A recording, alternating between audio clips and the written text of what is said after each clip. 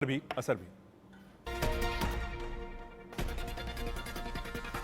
छत्तीसगढ़ विधानसभा चुनाव से पहले किसानों को सीएम का तोहफा। सीएम भूपेश सिंह बघेल ने कर्ज माफी का किया ऐलान। कहा, कांग्रेस की सरकार आते ही कर्ज माफ कर देंगे।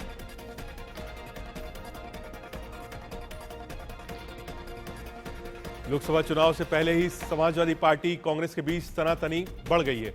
अब इस मामले पर राहुल गांधी को मामले में हस्तक्षेप करना पड़ा। उन्होंने सुलह सपाटे के लिए अखिलेश यादव को तो संदेश भिजवाया ही, साथ ही पार्टी के लोगों से गैर जरूरी बयानबाजी नहीं करने की बात भी कही है। राहुल गांधी के दखल के बाद अखिलेश भी अब नरम पड़ते हुए दिख रहे हैं, लेकिन उनका वो सवाल अपनी जगह कायम है कि अगर इंडिया विधानसभा चुनाव के लिए नहीं है तो उनकी पार्टी के नेताओं को एमपी पर बात करने के लिए क्यों बुलाया गया। कांग्रेस ने छत्तीसगढ़ विधानसभा चुनाव के लिए अपनी तीसरी और आखिरी लिस्ट जारी कर दी है। इस तरह से कांग्रेस ने छत्तीसगढ़ विधानसभा की सभी 90 सीटों पर अपने उम्मीदवारों का ऐलान कर दिया है। कुल 90 सीटों में से 18 सीटों पर महिला उम्मीदवारों को उतारा गया है। महिलाएं 18 सीटों पर चुनाव लड़ेंगी। बता दें, इससे पहले कांग्रेस ने 2 लिस्ट का ऐलान किया था। इसमें 83 उम्मीदवारों के नाम घोषित किए गए थे। तीसरी सूची के साथ ही कांग्रेस ने सभी 90 विधानसभा के कैंडिडेट्स की घोषणा कर दी है। एमपी विधानसभा चुनाव को लेकर बीजेपी नेता पूरी ताकत के साथ अपना चुनाव प्रचार कर रहे हैं। इसी बीच केंद्रीय मंत्री ज्योतिरादित्य सिंधिया ने कहा है, मैं कामना करता हूं कि हमारे मूल्यों और सिद्धांतों की जीत हो, हमारा देश आगे बढ़े, विकसित हो, आध्यात्मिक रूप से भी प्रगति करे।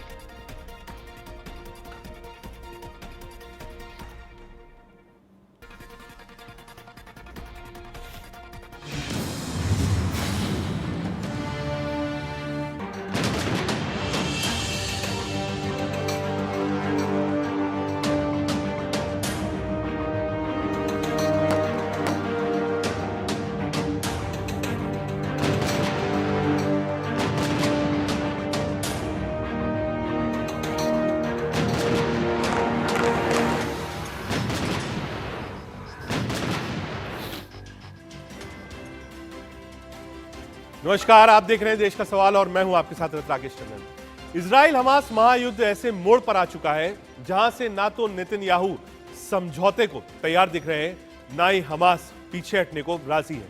ऐसे में नतीजा यह है कि रोजाना सैकड़ों बेगुनाह लोग मारे जा रहे हैं। इजराइल जमीनी जंग की पूरी तैयारी करके बैठा है, लेकिन गाजा में फिलिस्तीनी नागरिकों और बंधकों के फंसे होने की वजह से वो खुलकर जमीनी कार्रवाई नहीं कर पा रहा है। उसके साथी देश भी नहीं चाहते कि बंधकों की रिहाई के बिना वो गाजा पर जमीनी हमला करे। दूसरी तरफ इजराइल जंग के कई मोर्चों पर घिर चुका है।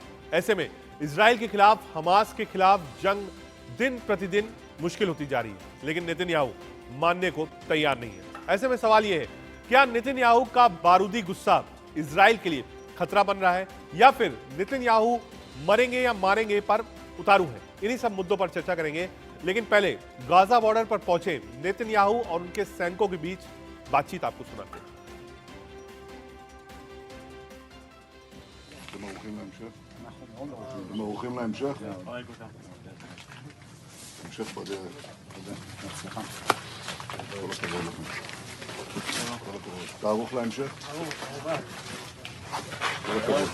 איפה אתה? נהריה. אתם ערוכים להמשך? אנחנו מאוד ערוכים. אתם ערוכים להמשך? המשך בדרך. בהצלחה. כל הכבוד לכם.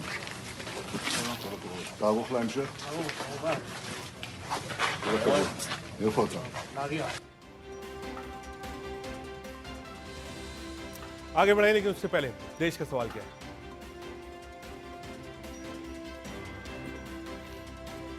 आज देश का सवाल है, क्या नेतन्याहू का बदला गाजा का नामो निशान बिल्कुल मिटा देगा? दूसरा, आखिर कितनी तबाही के बाद नेतन्याहू का बदला पूरा होगा? पैमाना क्या होगा उसका? कई मोर्चों पर घिरे इजराइल को क्या जंग में मुश्किल होती दिख रही है आने वाले समय में? क्या इंतकाम की आग में नेतन्याहू ने इजराइल को दांव पर लगा दिया? इन्हीं 3-4 मुद्दों पर चर्चा करेंगे। हमारे साथ एक विशेष पैनल होगा। एम्बेसडर सुरेश गोयल, पूर्व राजनयिक हमसे जुड़ रहे हैं। मेजर जनरल रिटायर्ड के सिन्हा सर हमारे साथ हैं। आसिफ रमीज दाऊदी, मध्य पूर्व के अच्छे जानकार हमारे साथ हैं। निगत अब्बास, प्रवक्ता भारतीय जनता पार्टी की तरफ से हैं। सैयद जवाद, राजनीतिक विश्लेषक हमारे साथ हैं। के सिन्हा सर, आपसे शुरू करना चाहूंगा। जो हिजबुल्लाह की तरफ से अटैक था उसको भी सॉफ्ट करने की कोशिश की गई है, और जो स्टेट एक्टर्स नहीं है यानी हिजबुल्लाह, हमास, उनको एक टारगेट कर रहा है इजराइल। अब इजराइल खुले रूप से बाहर आ रहा है, उसने लेबनान से भी कहा है कि बात कर लो, अगर हिजबुल्लाह बीच में है तो हम स्ट्राइक्स जारी रखेंगे। तो ये वॉर फ्रंट बढ़ता जा रहा है इजराइल के लिए। जय हिंद रजत।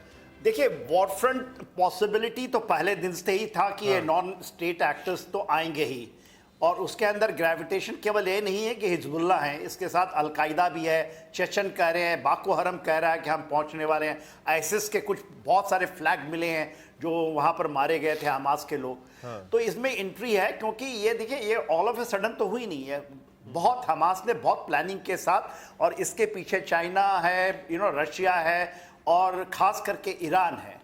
आज ईरान को आप देखिएगा एक प्रॉक्सी में, ऐसा नहीं कि डायरेक्ट प्रॉक्सी है, ईरान की प्रॉक्सी ये सारे हैं, मगर ये 17 दिन हो चुका है और लगातार कहीं पर ऑपरेशंस में देखिए ग्राउंड कंडीशंस ऐसे हैं कि आप ग्राउंड ऑपरेशन लॉन्च नहीं कर सकते। यदि मैं नेतन्याहू या वहाँ के फोर्स कमांडर के साथ रहूँगा, क्योंकि देखिए कल ही 320 टारगेट पे हमले हुए हैं और 400 उसमें फ़लस्तीनी मारे गए हैं। उन्होंने क्लियरली 24 घंटे के बाद बताया था कि आप जो नदन गाजा है उससे आप वाडी गाजा से नीचे चले जाइए। मेरे ख्याल से अभी 7 लाख लोग तो निकल गए हैं, 11 लाख में 3-4 लाख लोग बचे हैं। उसमें से 2 जो आपके कैंप है, 2 जबेलिया है रिफ्यूजी कैंप और बीच रिफ्यूजी कैंप, जिनकी संख्या तकरीबन इसमें 1,50,000 की है, और उसमें वो ज़्यादा बचे हुए हैं। अदरवाइज जो भी कंसंट्रेशंस हैं, 19 कमांडर मारे गए। आप बताइए, एयर स्ट्राइक में 19 कमांडरों का मारा जाना, और उनके मात्र आज के दिन में जो बड़े नेता हैं, 2 तो कतार में बैठे हैं जो इस्माइल हानिया हैं, यदि उनको टारगेट करते हैं, यदि बार शनिवार को छोड़ दीजिए या मोहम्मद दाइफ को छोड़ दीजिए या उसका जो राइट हैंड मैन है जो ऐसा है मारी ईसा, उसका राइट हैंड मैन, इसके अलावा और कोई ऐसे मेरे को नहीं लगता कि बहुत ज़्यादा सानेवार भी पॉलिटिकल विंग के लीडर हैं, वो भी इंटरनल सिक्योरिटी को देखते हैं। तो मेरे ख्याल से अनप्रेसिडेंटेड उनको ये है। उनकी रिस्ट्रिक्शंस क्या है रजत? उनकी रिस्ट्रिक्शंस है कि अभी भी जितने बंधक बनाए गए हैं 299, आज रिवाइज करके इजराइल बोलता है कि 222 है, 199 से पहले 210 था, आज 222 बता रहे हैं। यूके से है, यूनाइटेड स्टेट्स से 10 हैं, जर्मनी, फ्रांस, रशिया के 8 हैं, तो थाईलैंड, पुर्तगाल, यदि आप इसको लेंगे, अर्जेंटीना, इतने लोग हैं वहाँ पर, तो उसमें 50 वो कहता कि आज छोड़ देगा, कल छोड़ देगा, उसकी बातचीत चल रही है। अब देखिए उसकी सांप चुचुंदर की हालत हो गई है। कतर भी बीच में आकर के घुसना चाह, कहीं पर इनकी तो यूनिटी दिख नहीं रही है। ये जो गीदड़ धिपकी और आपका ग्रेविटेट करना, रशिया भी ग्रेविटेट किया है ऊपर से। अब आइएगा तो सीरिया के बोथ, उसका नेवल बेस है सीरिया में और उसका एयरफोर्स बेस है, उसको स्ट्रेंथन किया है, और नीचे से चाइना भी आपने 6 शिपों को वॉरशिप मूव किया। मैं उस पॉइंट पे आ रहा हूं, मगर इससे मैं आ रहा हूं, उस पॉइंट पे आ रहा हूं। एक बार एम्बेसडर सुरेश गोयल जी के पास माफ करिएगा। सुरेश गोयल जी, ईरान के विदेश मंत्री ने हमास से बात करी है। हिजबुल्लाह नॉन स्टेट एक्टर है, लेकिन इजराइल ने साफ लेबनान से कहा है युद्ध है तो तैयार रहिए। अमेरिकी राष्ट्रपति जो बाइडेन ने भी बात करी और कहा जो युद्ध के नियम है उसको आप फॉलो करिए। तो क्या अमेरिका भी इस बात को समझ रहा है कि ये जो ऑल आउट ऑपरेशन इजराइल चला रहा है, इसके जो पैमाना है इसका, वो शायद आने वाले समय में गलत हो सकता है, और एक जो इफेक्ट होगा इसका खासतौर से मिडिल ईस्ट पे, वो रोके नहीं रुकेगा आने वाले समय में? ये बात अमेरिका क्या समझ रहा है? जो अस्पताल पर बॉम्बिंग हुई, चर्च पर हुई, निर्दोष लोग मारे जा रहे हैं, जो बयान आते हैं सामने।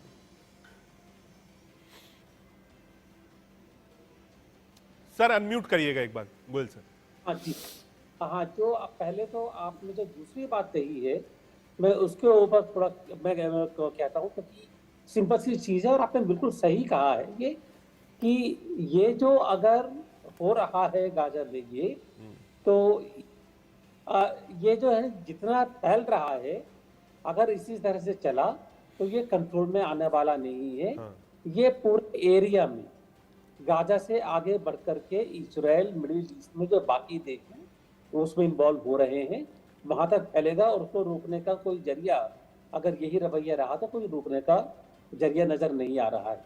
ये तो सिंपल, मैं मेरे मेरे माइंड में एक बड़ी सिंपल सी बात है, ये एक्सटेंशन जो हो रहा है आजकल, तो जवाब देना इसका मेरे लिए काफी आसान है, एटलीस्ट मैं समझता हूँ। ये जो आपने दूसरी बात कही गाजा के बारे में कि ये सब वहां पर क्या हो रहा है, कैसे यहाँ पर ये जो इजराइल कहता है वॉर के बारे में, क्या वो आगे बढ़ा रहा है, रोक रहा है, क्या कर रहा है।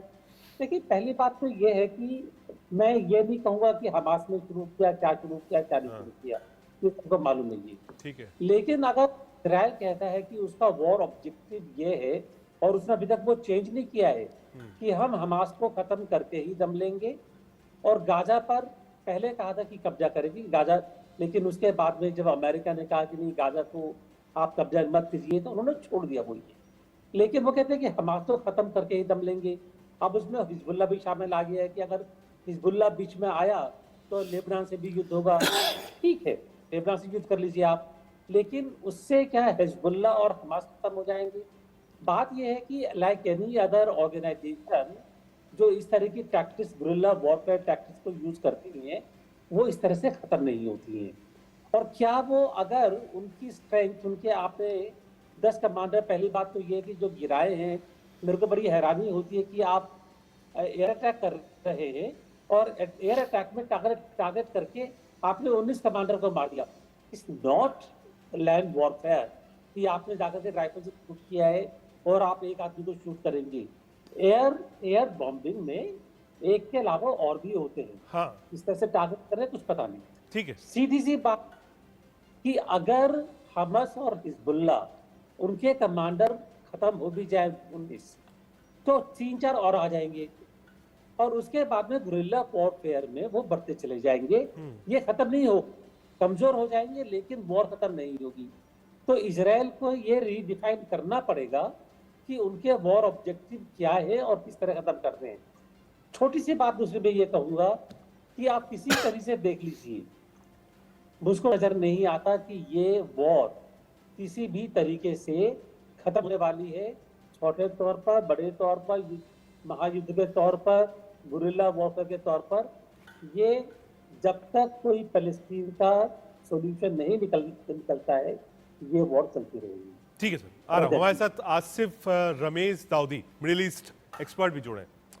दाऊदी साहब, मैं आपसे कोई सवाल नहीं पूछूंगा, मैं ये जानना चाहता हूं कि मिडिल ईस्ट क्या सोच रहा है, क्योंकि जितनी भी जियो पॉलिटिक्स है अब वो मिडिल ईस्ट कंट्रीज पर निर्भर है, यहां तक कि हिंदुस्तान भी। मैं अगर दिल्ली में बैठा हूं, आने वाले समय में क्या तेल की कीमत 500 होगी, मिडिल ईस्ट क्या करता है तय होगा। मिडिल ईस्ट के देश क्या करते हैं, मिडिल ईस्ट के लोग क्या सोचते हैं, इजराइल, हमास, हिजबुल्ला के बारे में, ईरान की पॉलिसी के बारे में, ये सब कुछ दशा और दिशा मिडिल ईस्ट ही तय करेगा। देखें, आपका जो सवाल है उस पे मैं बताऊं कि मिडिल ईस्ट या इस पूरे रीजन में, हाँ। या फिर पूरी दुनिया में जो सेंसिबल जो भी लोग हैं, जो स्टेट्स हैं जो वॉर नहीं चाहते, वो ये सोचते हैं कि कैसे भी डी एस्केलेशन हो, कैसे भी वॉर अभी दूसरी तरह से और ज़्यादा ये इसका एस्केलेशन नहीं हो।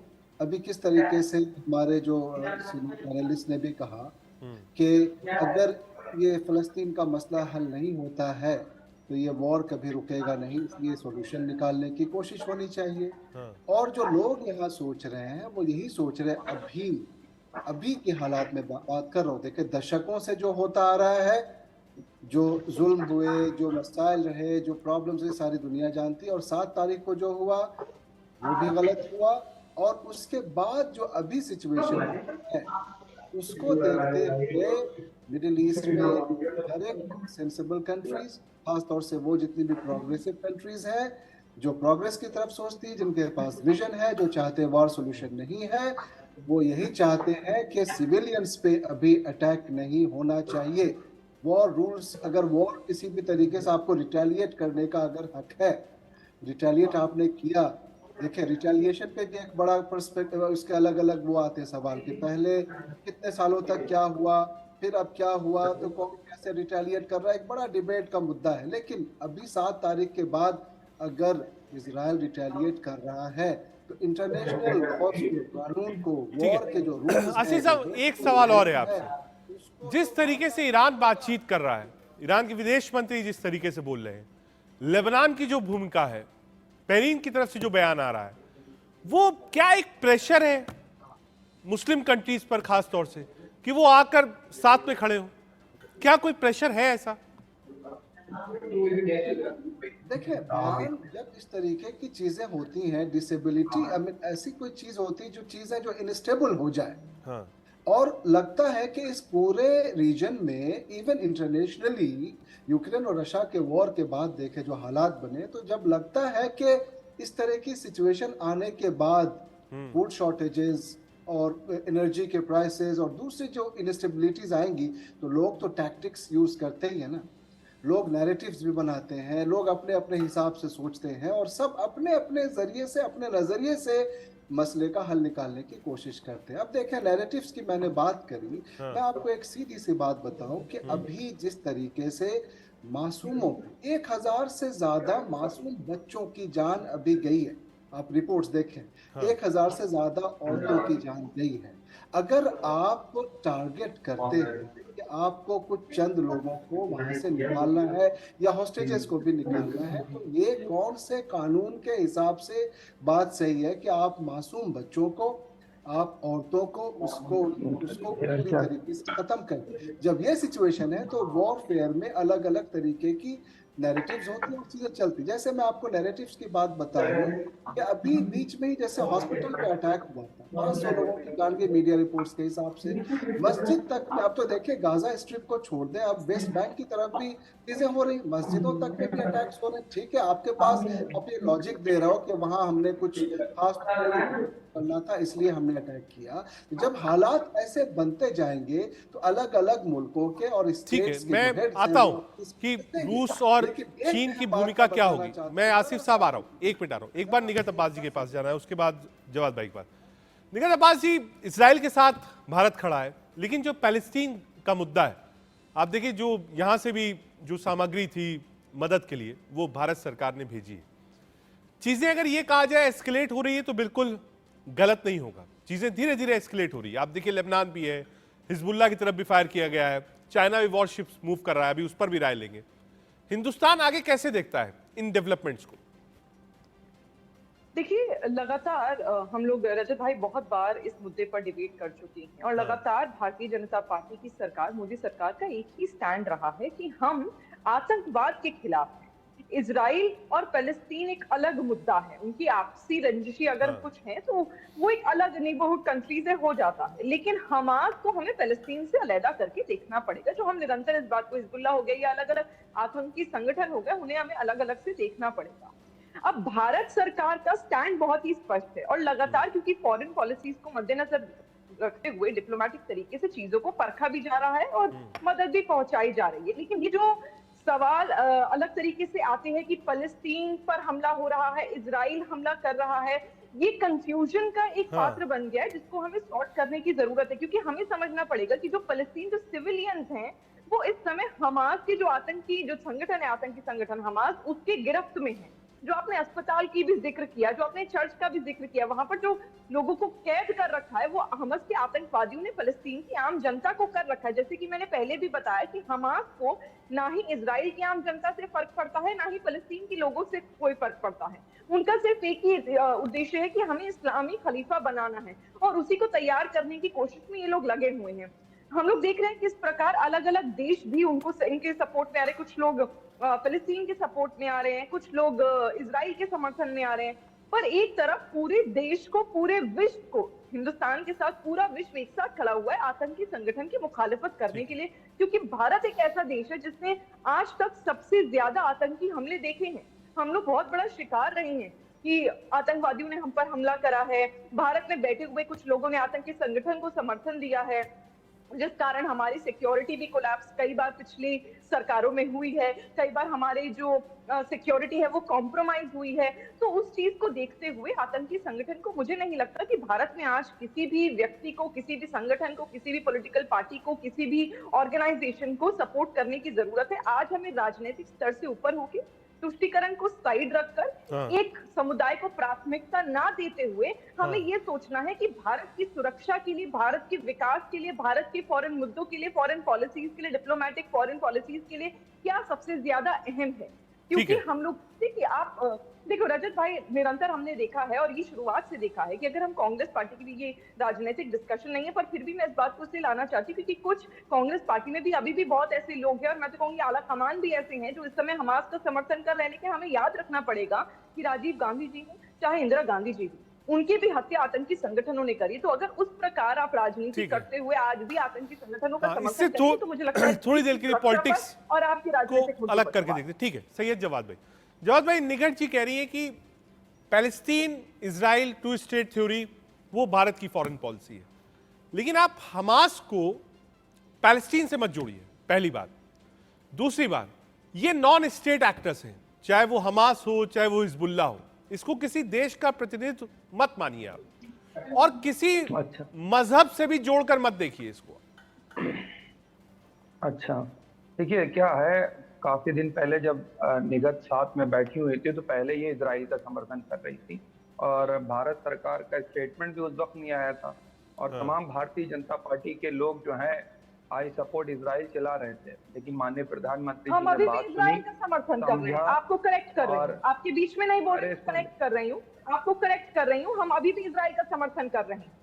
इजराइल के समर्थन में हमें कोई दो राय नहीं है। वो एक विक्टिम देश है जिसने बहुत सारे, सिर्फ फलस्तीन के हमास से नहीं, बहुत सारे निगहत आपसे रिक्वेस्ट कर रहा हूं, देखिए क्या होगा फिर, जो आपका वक्त होगा फिर जवाद साहब आएंगे। मेरा ये कहना है एक बार वो कंप्लीट कर ले निगहत जी, एक बार वो कंप्लीट कर ले, जो तर्क आपको लगेगा कि वो गलत बोल रहे हैं उसमें आप बीच में मत बोलिए। जब वो एक बार फिनिश कर ले उसके बाद अपनी पूरी बात रखिएगा। सैयद जवाद, कि विक्टिम की बात अगर कर रहे हैं, मैं ये कह रहा हूं कि 7 तारीख रजत भाई अलाउ मी आ रहा हूं, आसिफ साहब आ रहा हूं, एक बार जवाद भाई आप कंप्लीट करो। साल से जो जुल्म हो रहा है, इतने साल से जो प्रॉब्लम्स आ रही है फलस्तीन पे, उसकी भी बात होगी या नहीं होगी? बिल्कुल होगी। आ रहा हूं, आसिफ साहब आ रहा हूं, एक मिनट, सैयद जवाद को कंप्लीट करने दीजिए। ठीक है, हम कोई सुनिए जवाद साहब बोलिए आप। सुनिए, देखिए क्या है, जो इस वक्त निगहत बोल रही हैं वो पढ़ करते नहीं आते भारतीय जनता पार्टी के प्रवक्ता, या उनको फॉरेन पॉलिसी नहीं समझ में आती। आपको हमास की बात कर रहे हैं कि हमास एक आतंकी संगठन है, ये वेस्ट का प्रोपेगेंडा है। और वेस्ट बैंक के अंदर क्या कर रहा है इजराइल? बच्चों को मार रहा है, औरतों को मार रहा है। 5000 से 6000 के आसपास लोग जो हैं वो इजराइल ने किडनैप कर रखे हैं फलस्तीनियों के। तो उसको आतंकी कहने की इनकी औकात नहीं और इनकी जरूरत नहीं, क्योंकि आतंक को ये एक धर्म के चश्मे से देखना चाहते हैं, उसमें अपनी राजनीतिक रोटियां सेकना चाहते हैं। साफ बात है ये।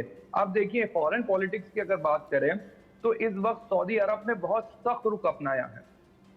मोहम्मद बिन सलमान ने डायरेक्टली इस चीज को कहा है कि 1967 के अंदर जो स्थिति बनी हुई थी उससे वही वाली स्थिति को वह पहले इजराइल लौटे तो बात आगे होगी। और मैं बार बार इस चीज को कह रहा था कि ईरान की सपोर्ट में रूस खड़ा होगा, बशरुल असद की सरकार शाम के अंदर है वो उनको सपोर्ट करेगा, और उधर से चाइना ने अब तो जंगी बेड़े भी अपने भेज दिए हैं समुद्र के अंदर। तो देखिए अब क्या है, अब यहां से रूस, चाइना और मिडिल ईस्ट का जो प्लान है कि वो इस वक्त यूरोप को और अमेरिका को डिस्टेबलाइज करेगा, क्योंकि रूस भी पुरानी अपनी चीजों का हो सकता है, लेकिन क्योंकि रूस को जिस ट्रैप में ये फंसाना चाह रहे थे और रूस इस चीज को कह रहा था कि मेरे ऊपर जंग जो है वो थोपी जा रही है, उस जंग को थोपने के लिए तमाम तरीके की जिद्दोजहद पूरे जो है यूरोप ने कर ली और अमेरिका ने, और पता है किस तरीके का रिटेलिएशन और जवाब मिला। अब ये बारी मिडिल ईस्ट, रूस, चाइना मिल करके ये जो पूरा वेस्ट का एक प्रोपेगेंडा है, पूरा नैरेटिव है, पूरे अपनी जो है ताकत को आजमाने का, या लोगों को पूरा जो है यूएन के अंदर पूरा अपनी तरीके से गवर्न करने के तरीका, इसको अब लोग नहीं चीन और रूस वाले मुद्दे पे आ रहा हूं। रजत भाई 10 सेकंड दीजिए मुझे कहा। अब ये मौजूदा स्थिति ऐसी बन रही है कि लोग न्यूट्रल होकर के डिसीजन नहीं ले सकते। अभी अमेरिका जो है वो आपसे अड्डे मांगेगा, तो क्या इस स्थिति में अगर होंगे कल को भारत से अड्डे मांग लिए तो भारत अड्डे देगा या नहीं देगा? पूछिए इनसे, इनको तो पता भी नहीं होगा। ठीक है, यहाँ पे अमेरिका क्लियर अड्डे मांगेगा, आ रहा हूं, उसको अड्डे चाहिए। एक बार निगहत जी कुछ बोलना चाह रही है, निगहत अब्बास। रजत भाई, क्योंकि व्यक्तिगत यहाँ पर जाट भाई हो गए और उन्होंने औकात की बात कर दी, तो मैं जरा बता दूं। बिल्कुल बिल्कुल सही कहा। नहीं, मैं मेरी व्यक्तिगत औकात नहीं हुआ, है। व्यक्तिगत नहीं हुआ। अगर आपको ऐसा लग रहा है, ऐसा लग रहा है तो उसके लिए नहीं, भारतीय जनता पार्टी की तरफ से मैं बोल रहा हूँ, व्यक्तिगत नहीं बोल रहा हूँ। कोई बात नहीं। मैं औकात याद दिला देती हूँ। औकात की बात आपने करी तो मैं औकात याद दिला दूं। भाई मेरी औकात नहीं है हुसैन दलवाई की तरह। अरे मैं व्यक्तिगत नहीं कह रहा हूँ, मैं भारतीय जनता पार्टी के प्रोस्पेक्ट से कह रहा हूँ। अब सुनिएगा, कड़वा लगेगा, सुनिएगा। मेरी औकात नहीं है हुसैन दलवाई की तरह कि मैं जाकर ये बोल दूं कि हम के जो आतंकवादी हैं वो चंद्रशेखर आजाद और भगत सिंह की तरह फ्रीडम फाइटर्स हैं। मेरी औकात नहीं है वो कि मैं ये बोल दूं इंडियन यूनियन मुस्लिम लीग ने जो बोला है कि वो सेक्युलर तो है लेकिन हम के आतंकवादियों का समर्थन करता, राहुल गांधी उसे सेक्युलर कहते हैं। मेरी औकात नहीं है ये कि मैं जाकर मोहम्मद शॉन जो कांग्रेस के नेता है राजस्थान के, तो साध्वी प्रज्ञा ठाकुर के ऊपर भी बोल दीजिए। सुन लीजिए, आप साध्वी प्रज्ञा ठाकुर के ऊपर भी बोल लीजिए। आप लोगों ने तो उन लोगों को टिकट देकर के बैठाया जिनके ऊपर गंभीर धाराओं में आतंकवाद के मुकदमे दर्ज थे। आप किस मुंह से बात करेंगे भाई? भारतीय जनता पार्टी के लोग किस मुंह से बात करेंगे? आप तो उन लोगों को सदन में बैठे हुए हैं जिनके ऊपर गंभीर धाराओं में आपराधिक मुकदमे दर्ज है। आप कहाँ से बात करने लगी? भोपाल की सांसद के बारे में क्या ख्याल है आपका? आप भोपाल की सांसद के बारे में जवाब नहीं दे पाएंगी, ठीक है? और आपको जवाब देने का हक भी नहीं होगा। सुनिए, मुझे जो जवाब भोपाल की सांसद, उनके ऊपर क्या गंभीर धाराओं में मेरे ऊपर बताइए ना। भोपाल की सांसद के ऊपर कौन सी गंभीर धारा? अरे आप लोग ने तो उन लोगों को टिकट देकर के सदन में बैठा लो जिनके ऊपर आतंकवाद के गंभीर धाराओं में मुकदमे दर्ज है। ये कटोरी की मलाई आप चाट कर आते होंगे कि आतंकी संगठनों के चरण चुंबक बने। मैं नहीं करती ना। अरे भगोड़ा तो मलाई का खरोच करके खा लिया पूरा जनता का। मलाई काटने की बात कर रहे हैं, आपने तो भगोड़ा भी नहीं छोड़ा जिसके अंदर मलाई लग जाती है, उसको खरोच करके खा रहे हैं। सुनिए तमाम भारतीय जनता पार्टी के बड़े बड़े नेता जो है देश की मलाई जो है चाट चाट करके खा रहे हैं, और वो भी कुचन वाली। नहीं है कि आप यहाँ बोल दें कि हमारी क्या औकात है। एसडीपीआई सॉलिडारिटी मीटिंग बुला रहा है जिसका आप सपोर्ट करते हैं, हम नहीं करते, तो आपकी औकात है एसडीपीआई पीएफआई को समर्थन देने की, मेरी नहीं है और मैं करना भी नहीं चाहती। मैं अपने देश के साथ ऐसे गद्दारी नहीं करूंगी कि मेरे देश पर आतंकी हमला करने वालों को तोड़ाकारी नीति के अंदर सबसे आगे खड़े होते हैं, दिन रात वही मोदी देते हैं। आप तो इजराइल के समर्थन के तौर पे कहिए और ठीक है, आ रहा हूं, एक मिनट आ रहा हूं, निकट आ रहा हूं, जरा थोड़ा एक कदम आगे रूस और चीन पर भी चलते हैं। आ रहा हूं, जवाब में आ रहा हूं, एक मिनट आ रहा हूं। एक बार के सिन्हा सर के पास चला है। के सिन्हा सर, मैं क्योंकि सेकंड पार्ट रखना चाहता था, अभी जवाब ने भी यही बात बोली। जो 6 वॉरशिप्स मूव करी है चाइना ने, और लोग ये कहते हैं कि हाँ एक इनडायरेक्ट ईरान के थ्रू समर्थन रहा है हमास को रूस का। रूस और चीन वो डार्क हॉर्स जो हमको नहीं दिख रहे थे, लेकिन धीरे धीरे देखिए दिखेंगे, क्योंकि रूस के ऊपर भी प्रेशर है। यूक्रेन के साथ एक तरफ जंग कर रहा है, वो भी चाहेगा कि नाटो अमेरिका वीक हो, टू फ्रंट खुले, अमेरिका के ऊपर भी प्रेशर हो। चीन वो भी चाहेगा कि अगर ताइवान पे आगे चढ़ाई करता है तो एक प्रेशर अमेरिका पर ही आएगा। तो ये जो ग्लोबल स्थिति उत्पन्न हो रही है, ये कैसे शांत होगी? मैंने पहले दिन भी कहा था, गोयल सर है, कि अमेरिकी राष्ट्रपति का लैंड होना इजराइल में, कहना साथ में खड़े 1000 टन बम बारूद भेजना, ये शांति वाला काम नहीं। आज वो कह रहे हैं कि हाँ युद्ध के नियम से लड़िए, लेकिन वहां जाकर साथ खड़े होकर और कहकर कि कोई इंटरफेयर ना करे, उन्होंने युद्ध को क्या एक्सकेलेट नहीं कर दिया? अब देखिए धीरे धीरे जितने सुपर पावर हैं सब इन्वॉल्व हो रहे हैं। देखिए रजत जी, देखिए यदि हम भारत को छोड़ दें, हम इस लड़ाई ना पड़े कि कौन क्या कर रहा है और जियो स्ट्रेटेजिक सिचुएशन को समझने की चेष्टा करें, तो ये तो मैं पहला दिन से ही मानता था कि ये कराया चाइना और रशिया का है और ईरान के थ्रू उन्होंने कराया है। $400 बिलियन का उनका डायरेक्ट चाइना का है, उनके साथ तकाजा है, 25 साल का है। और उसके बाद जिस तरह से चीज़ें हो रही थी, देखिए स्वाभाविक है रशिया का इसमें लेना, क्योंकि यदि आप देखेंगे ट्रांस अटलांटिक एरिया में और मेडिटेरियन जो ईस्टर्न मेडिटेरियन है वो एक कंटिन्यूअस है ब्लैक सी के बाद। तो वो यदि रशिया इसके चाहे वो नॉर्थ कोरिया को ले आए और उसके हथियार दे, तो ये है। और उसका ईरान के साथ एक अच्छा संबंध है आज के दिन में, क्योंकि वो मदद कर रहा है। देखिए ये तो पहले दिन से आपको मुझे पता है कि ये चीज़ें हो रही हैं। हाँ। अभी आपने पूछा कि कौन, रशिया ने भी, क्योंकि सीरिया में उसके बहुत बड़ा बेस है, नेवल बेस है, उसका एक एयर बेस भी है वहाँ। साउथ में यदि आप जाते हैं तो रेड सी के अंदर में, मेडिटेरियन को छोड़ दीजिए, तो वहाँ पर जबूटी के ऊपर में, और ये पहली बार China other than South China Sea के बाद कहीं पर ग्रेविटेट हुआ है। वो ज्वाइंट एक्सरसाइजेस करता रहा है और इस हालात में वो 6 शिप भेजा है। तो ऐसी कोई बड़ी चीज नहीं हो रही, ये एक्सपेक्टेड लाइन है और और भी आएगी। अभी आप देखिएगा इसका और ग्रेविटेशन होगा। प्रॉब्लम क्या है, यदि आप इसको ले गए, किसी ने कह दिया कि हमास को फलस्तीन के अलावा सलूशन से कुछ हो ही नहीं सकता। अरे भाई, आप हमास को फलस्तीन मानते हैं, फलस्तीन को हमास मानते हैं, तो आज के दिन में ये सोच लीजिए, ये पूरा का पूरा इसका यदि ये जीत जाते हैं तो ये जो आप देख रहे हैं जैसे मोहम्मद, हिजबुल मुजाहिदीन, लश्कर तोयबा, ये ऐसे ग्रेविटेट होंगे अल बदर। इसके अलावा क्योंकि आपने अलाउ कर दिया, आप अपने व्याकरणों में बता दी, और इसको यदि कोई रोक रहा है तो स्टेट वे इजराइल, यदि इजराइल फेल हो गया तो ये हमास के नाम पे बाको हरम आने वाला है। सऊदी सूडान जहां पर डिस्टरबेंस हुआ था, नाइजर से वो फोर्सेस आ रहे हैं, चेचन आने वाले हैं, उन्होंने कह दिया और ये आ चुके हैं, वो ग्रेविटेट हो चुके हैं वहां। तो या तो आप उसको ले जाइए, ये कभी नहीं हुआ था, अलकायदा आईसिस के साथ भी नहीं हुआ था जब आप अफगानिस्तान में, मगर हम लोग इसको पॉलिटिकल डिबेट लगा करके हम इन चीजों को पूरा दहशतगर्द को आज पूरा जो था ना, एक था कि हमारा ये बड़ा सपना था कि उसका कैलिफियत आएगा या कैलिफियट की बात होती थी, आज कैलिफियट की नींव रखी जाएगी यदि यह हो गया। और रजत जी, आप इसके आग से नहीं बचेंगे और हम नहीं बचेंगे, भले स्टूडियो आपकी चले या ना चले, इसका आपका असर भारत के अंदर होगा, शाहीन बाग से आगे निकल जाएगा। और यदि आपने ये हुआ और जितना इसको जैसे ही आपने फलस्तीन के साथ जोड़ दिया, और फलस्तीन के साथ अब ऐसा लगता है, क्योंकि हमारे यहां भी बैठे लोग इसको अब फलस्तीन से, हमास फलस्तीन नहीं है, फलस्तीन हमास नहीं है, हिजबुल्लाह नहीं है, सुनिए आतंकवादी संगठन है। शांतिपूर्वक और ये सर, नहीं जो भी हो मुझे नहीं पता आप कौन है, आप थोड़ा शांतिपूर्वक सुनिए सर।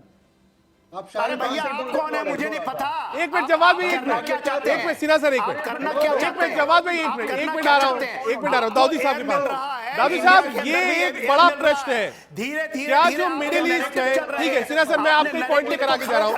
दाऊदी साहब, ये एक ऐसी चीज है, चाहे वो हिंदुस्तान हो चाहे ग्लोब हो, लोग यही कह रहे हैं कि आप फिलिस्तीन को और हमास को अलग रखिए। हिंदुस्तान में भी कई ऐसे लोग हैं जो फिलिस्तीन और हमास को जोड़कर देखते हैं। क्या मिडिल ईस्ट में भी यही है कि फिलिस्तीन ही हमास है, हमास ही फिलिस्तीन है? दाऊदी साहब, आपने मुझसे पूछा ना, मैं देखे 2-3 बातें क्लियर कर दूं रजत भाई। अभी यहाँ पे 2-3 बातें जो हो रही है, बहुत सी चीजें बहुत ही डबल स्टैंडर्ड की बातें होती है। एक तरफ आप बात अगर इजराइल की करें, दूसरी तरफ आप बात फिलिस्तीन की भी करें। एक तरफ आप जब नॉन स्टेट एक्टर्स की बात करते हैं तो आपको पता होना चाहिए कि नॉन स्टेट एक्टर्स जो होते हैं और जो स्टेट्स होते हैं, स्टेट्स के सर्टेन रूल्स और रेगुलेशंस होते हैं। नॉन स्टेट एक्टर्स तो आप समझ लीजिए कि अगर कोई आतंक फैलाना चाहता है तो वो उसके लिए ना तो उनके अपने हैं ना उनके दोस्त अपने, ना इनका कोई रिलीजन होता है। आम तो हमारे प्रधानमंत्री भी ये कहते हैं। अगर हम ये कहते हैं, डिस्कशन में बात आ रही है कि हमास को फलस्तीन नहीं समझा जाए, बिल्कुल सही बात है, उसी तरीके से फलस्तीन को भी हमास नहीं समझा जाए। डबल स्टैंडर्ड ये है कि सिविलियंस मर रहे हैं, औरतें मर रही हैं, बच्चे मर रहे हैं, और वॉर के रूल्स फॉलो नहीं हो रहे हैं, और लोग यहाँ पे डिबेट करके ये कह रहे हैं कि शाहीन बाग, मेरे को बहुत ज्यादा स्ट्रॉन्ग ऑब्जेक्शन इस बात पे है कि इस पे ये हुआ कि शाहीन बाग जैसी सिचुएशन, क्या हुआ था शाहीन बाग में, मुझे ये बताया जाए। मैं समझने की कोशिश करता हूँ कि क्या ये वहां पे वो हुआ था जो उस जगह पे हो रहा है। दूसरी चीज ये है कि ये जो नैरेटिव सेट किया जाता है, आप इंसानियत की बात करें, आप डी-एस्केलेशन की बात करें, मेरे भाई, आपकी आवाजें उठती थी, आपकी आवाजें उठती थी जम्मू एंड कश्मीर से कि उसमें हाथ का कोई भारत का झंडा नहीं लेके आएगा, यही बातें होती थी ना कि 12,000 पत्थर फेंकने वाले लोग वो लोग हैं जो बच्चे हैं, मासूम हैं, यही बोला जाता था ना रजत जी आपके डिबेट में, ये चलती रही इंडिया के अंदर में। रजत भाई आ रहा हूं, जवाब में रुक जाइए एक मिनट। और इसको छिपाएंगे फलस्तीनी, और इसका ये आतंकवादी है हमला, फलस्तीनी हमला नहीं है। वहां पर लोगों को, आप फलस्तीनियों को बचाना है, ठीक है, 23 करोड़ जो नहीं है हमास, ये मैं भी मानता हूँ। अरे इजराइल को भी तो करने का बोलिए तरीका आप। दूसरा हो सकता है। आपको इजराइल का आतंक नहीं नजर आ रहा? 1948 से लेकर के आज तक इतना इजराइल ने आतंक अरे भाई, मैं इजराइल के साथ नहीं, मैं उसको न्यूट्रली हम देखना चाहते हैं कि क्या चीज है। आतंकवाद के साथ इजराइल अभी आतंकवाद यदि इजराइल करता है तो वो भी गलत है, इसमें कोई शक नहीं है। मगर इसको आप मत छिपाएं, आप मत बांटें कि इजराइल गलत है और फलस्तीनी अच्छे हैं। आप ये नहीं बताएं की परिभाषा क्या है? इन चैनलों में बैठ करके इसको जोड़े नहीं। हमास अच्छा है, फलस्तीन है, ये फलस्तीन का मामला नहीं है। रजत जी, इसको मत बनने दीजिए फलस्तीन, उसकी व्याख्या क्या ना तो करेंगे? कोई अरब देश इसको बनने दे रहा है।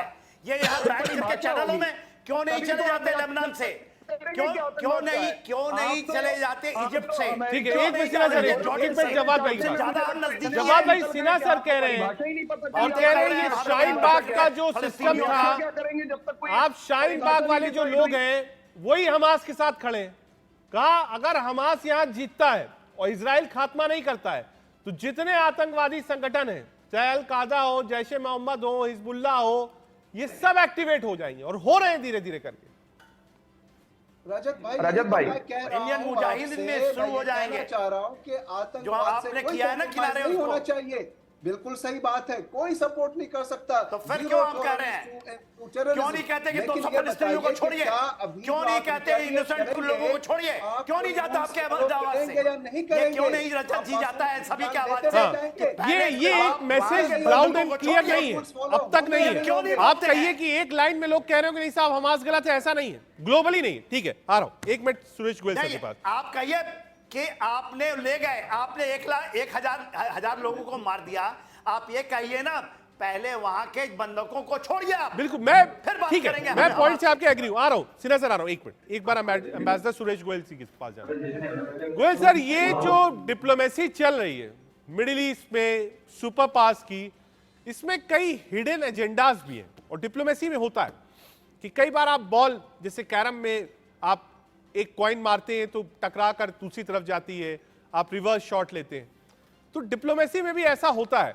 वो दिखता कुछ है, होता कुछ है, जो आपको स्क्रीन पे दिखता है वैसा होता नहीं है। उसके थोड़े दिन बाद पता चलता है कि सारे किरदार बदल गए, पूरा शो चेंज हो गया, हीरो विलन बन गया, विलन हीरो बन गया।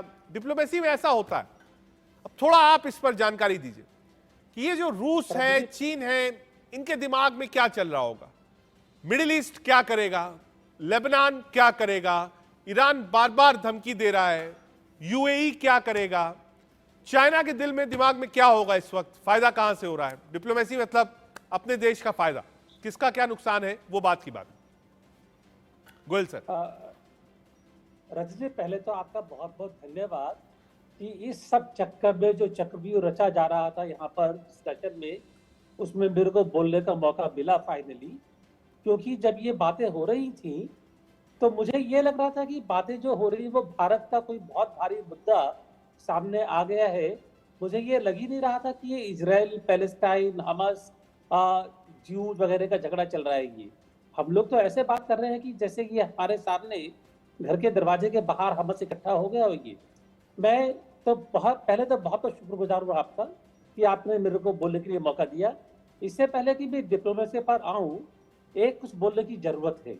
बताइए सर। हम लोग जब बात कर रहे हैं यहाँ पर जो हो रहा है मिडिल ईस्ट में, हम लोग बात कर रहे हैं ज्यू वर्सेस इस्लाम, कि हमास इस्लाम, ज्यूज, इजरायली ज्यूज।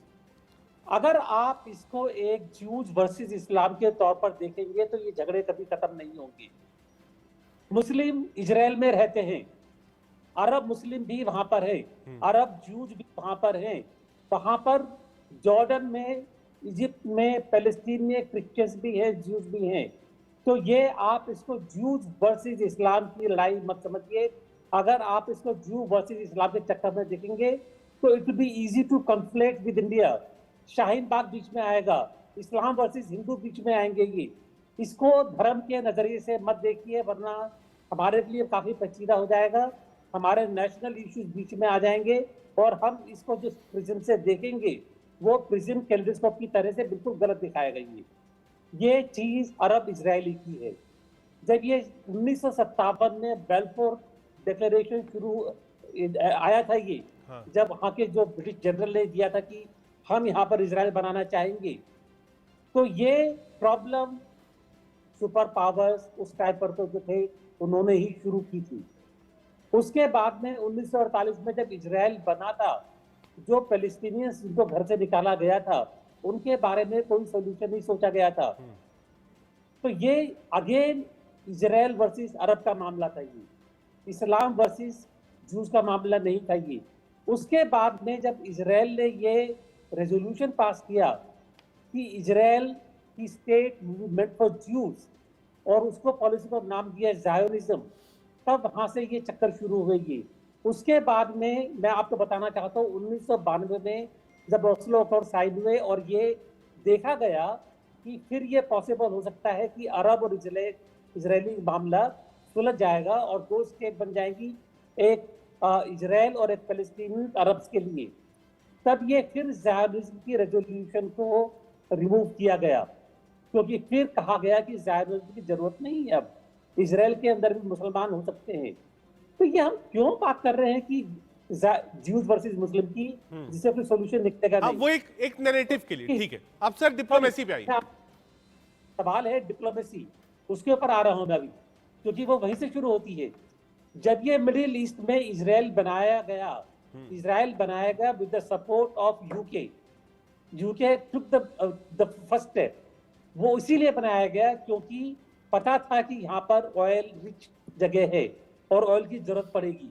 और अभी भी जो चल रहा है वो ऑयल प्राइसिंग का चल रहा है।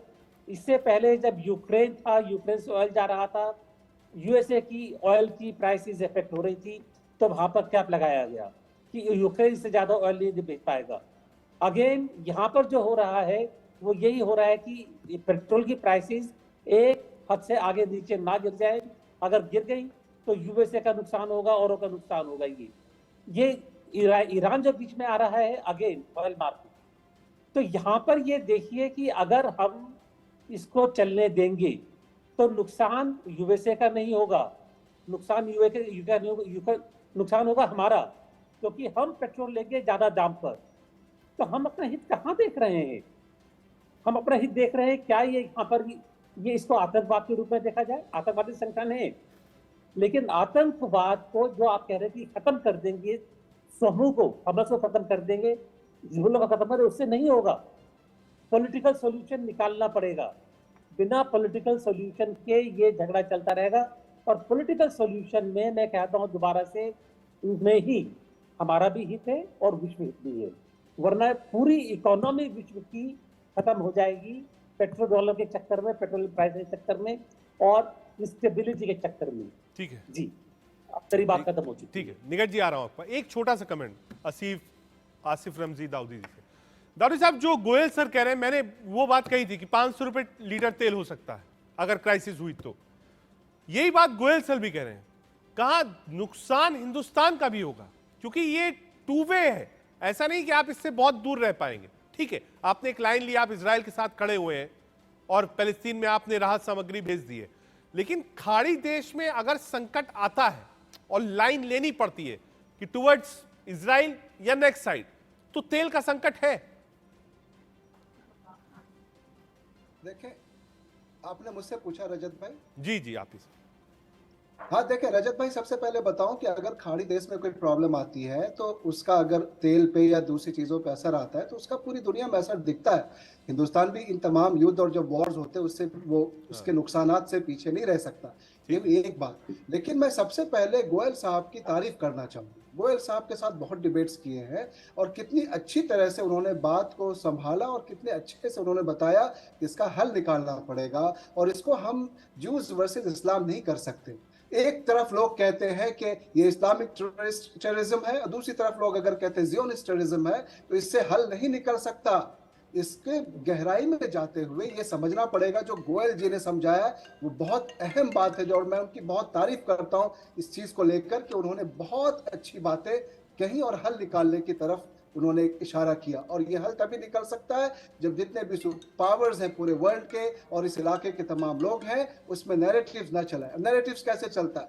एक तरफ अगर वेस्टर्न कंट्रीज के तमाम हेड्स इजराइल में जाते हैं और तो उसको कहा जाता है सॉलिडारिटी है और वो डिप्लोमेटिक चैनल्स यूज करते हुए मामले का हल निकाल रहे हैं। दूसरी तरफ अगर ओआईसी या दूसरे यहाँ के जो जीसीसी के जो हेड्स होते हैं वो इस मसले के हल निकालने के लिए मीटिंग करते हैं, तो मीडिया वाले क्या चलाते हैं पूरी दुनिया में कि 57 कंट्रीज के पूरे मुस्लिम ममालिक ने मिलकर एक साथ इजराइल के लिए एक खिलाफ प्लान किया और मुस्लिम इजराइल। एक नैरेटिव हटाना पड़ेगा, हमें इसकी गहराई में जाना पड़ेगा, हमें ये समझना पड़ेगा कि सालों से ये जो प्रॉब्लम्स चल रही हैं और सालों से जो फिलिस्तीन जो एक मामला है, आप हमास के साथ फिलिस्तीन को भी नहीं जोड़ सकते। फिलिस्तीन के प्रॉब्लम को समझना पड़ेगा और इंडिया का जो हमेशा से स्टैंड रहता है, मैं ये जानता हूं कि इंडिया का जीरो टॉलरेंस टू टेररिज्म जो है वो बहुत सही है, लेकिन मैन भी तो एक चीज है, नॉन अलाइंड मूवमेंट जो हम यूक्रेन रशिया पे कर रहे हैं, हमें यहाँ पे ऐसा देखना चाहिए कि आप टेररिज्म की जब बात आती है तो आप अपनी बात रखें,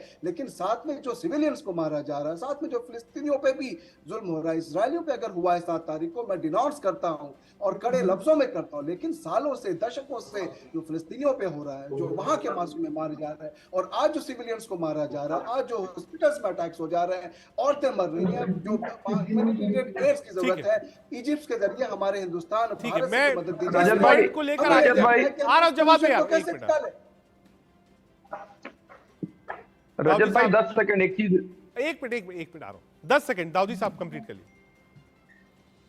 जी, तो मैं यही कह रहा था कि इसका सॉल्यूशन कैसे निकालें। ठीक है, और वो उसमें ये हम जहां इस्लाम और जो जूस के बीच में पड़ गए तो मसला होगा। ठीक है, सारे गोयल लोग साहब की बात सोच ऊपर है, वाले ठीक वॉर है, नहीं चाहते हैं, वॉर ठीक है, हमारे प्रधानमंत्री ने भी कहा कोई है नहीं चाहता, कि लेकिन this is स्थिति not a पैदा era हुई of है, war. एस्केलेट किया गया This is है। something Syed to Jawad stay भाई, उसके बाद निकट जी आपके पास। One Syed earth, Jawad, one family, ये one जो future. जितने भी पैनलिस्ट हैं बहुत सीनियर लोग हैं, गोयल साहब खुद थे गाजा में, मिडिल ईस्ट में, दाऊदी साहब है, सिन्हा सर ने बताया, कहा इसको जूइश वर्सेस इस्लाम मत देखिए आप, ये जो दो देशों की लड़ाई उसको देखिए, Hamas non state actor, Hezbollah non state actor, इसको इस्लाम से मत जोड़ दीजिए आप।